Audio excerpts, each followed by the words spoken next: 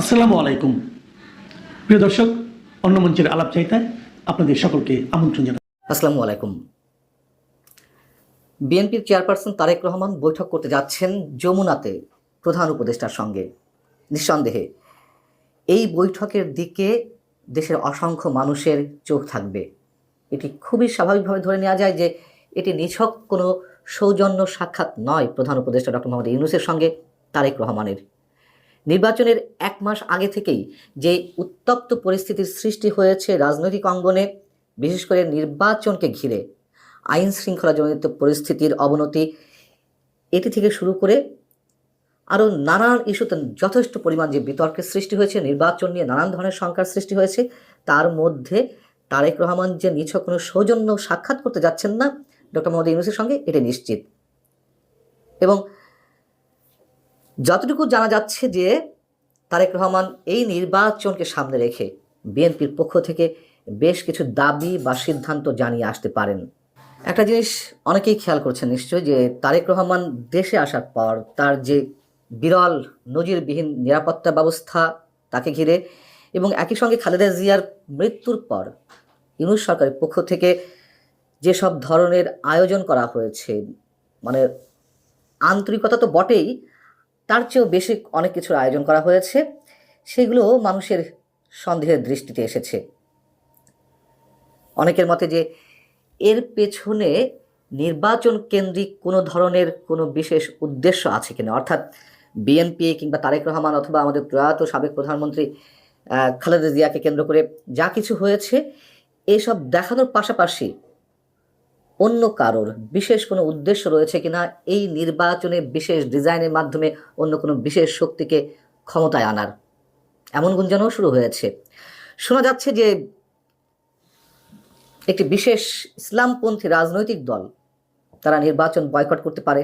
বুঝতেই পারছেন কাদের প্রসঙ্গে গুঞ্জন শুরু হয়েছে।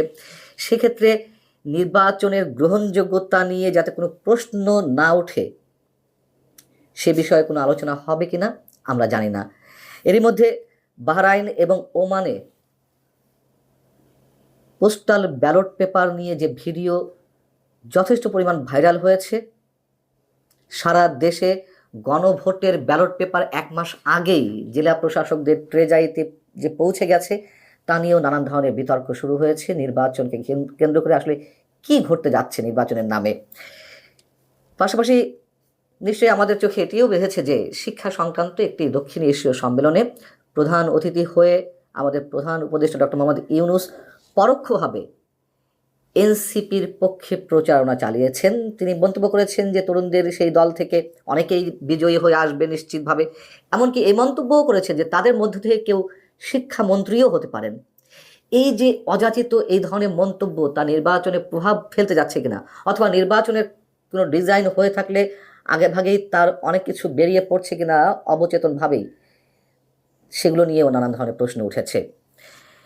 এবং এই সরকার যে নিরপেক্ষ নয়, তাতে সরকারি নানানভাবে তারা তাদের নিজেদের কর্মকাণ্ডের মাধ্যমে আমাদের সামনে ফুটিয়ে তুলছে। অতএব বৃহস্পতিবার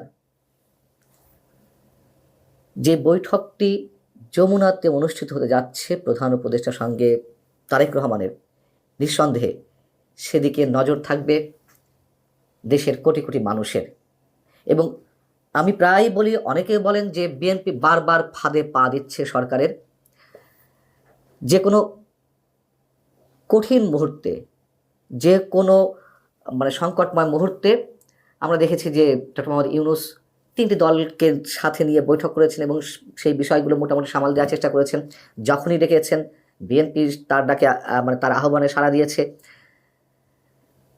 এবং পরবর্তী দেখা যাচ্ছে যে আবার কোনো কোনো বিষয়ে সরকারের সঙ্গে দূরত্ব সৃষ্টি হয়েছে। আবার কোনো একটা সমস্যা পরে তাদেরকে ডেকে নিয়ে মোটামুটি চা নাস্তা খেয়ে সব কিছু আলোচনার মাধ্যমে সব সমাধান হয়ে যায়। বিএনপি অনেক অনেক ছাড় দিয়ে এই পর্যন্ত এসেছে, তাই অনেকেই বলে থাকেন যে বিএনপি বারবার ফাঁদে পা দিচ্ছে। এই নির্বাচনকে কেন্দ্র করে বিএনপি চূড়ান্তভাবে ফাঁদে পা দিতে যাচ্ছে কিনা, সেই প্রশ্ন অনেক জোরালোভাবে উঠেছে।